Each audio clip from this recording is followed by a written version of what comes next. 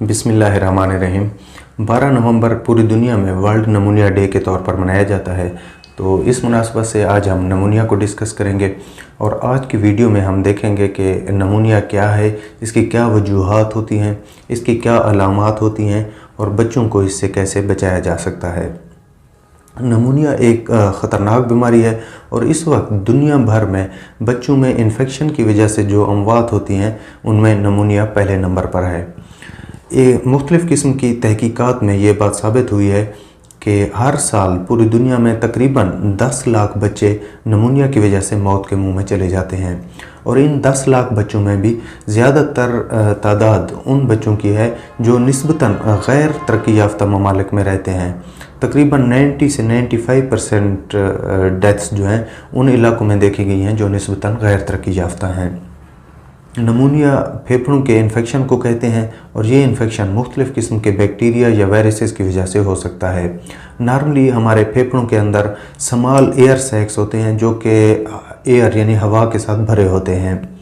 अगर किसी बैक्टीरिया या वायरस की वजह से इन्फेक्शन हो जाए तो ये जो एयर सैक्स हैं इनमें फ्लूइड जमा हो जाता है, इसमें पस जमा हो सकती है या म्यूकस जमा हो जाता है जिससे सांस लेने में दुश्वारी होती है। अब हम देखते हैं कि नमूनिया की क्या अलामात होती हैं। अगर किसी बच्चे में नमूनिया हो जाए, नमूनिया का इन्फेक्शन हो जाए तो उसमें बच्चे में खांसी, नज़ला, ज़ुकाम शुरू हो जाता है, बच्चे को तेज़ बुखार आना शुरू हो जाता है। इसके अलावा बच्चे के सांस की रफ़्तार बढ़ जाती है और बच्चे को सांस लेने में मुश्किल महसूस होती है।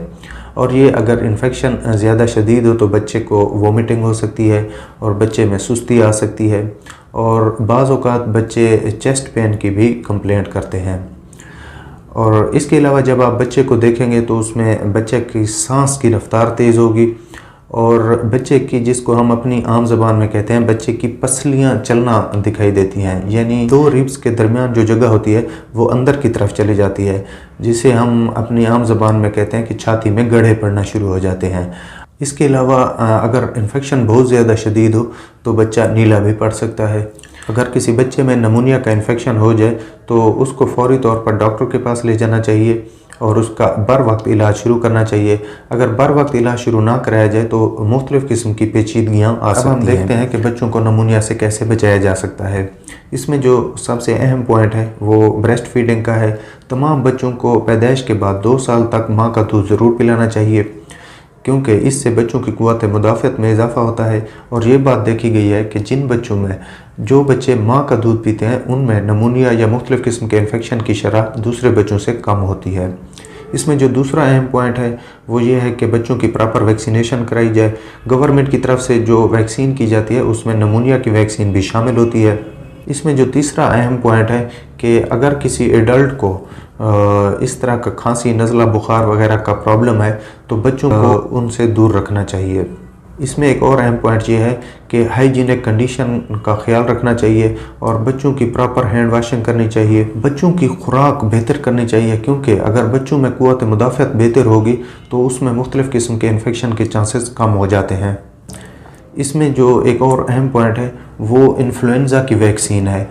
तकरीबन 6 माह की उम्र के बाद हर बच्चे को डॉक्टर के मशवरे के मुताबिक इन्फ्लुएंज़ा की वैक्सीन लगानी चाहिए क्योंकि इन्फ्लुएंज़ा एक वायरस है और ये नमूनिया का सबब बन सकता है। तो ख़ास तौर पर उन बच्चों में जिनमें दमे का प्रॉब्लम हो, दिल के मसाइल हों, तो उनमें इन्फ्लुएंज़ा की वैक्सीन भी ज़रूर लगवानी चाहिए। मुझे उम्मीद है कि हमारी आज की ये वीडियो आपके लिए हेल्पफुल साबित होगी। नेक्स्ट टाइम इंशाअल्लाह किसी और टॉपिक, किसी नई वीडियो के साथ दोबारा हाज़िर होंगे। टिल देन, अल्लाह।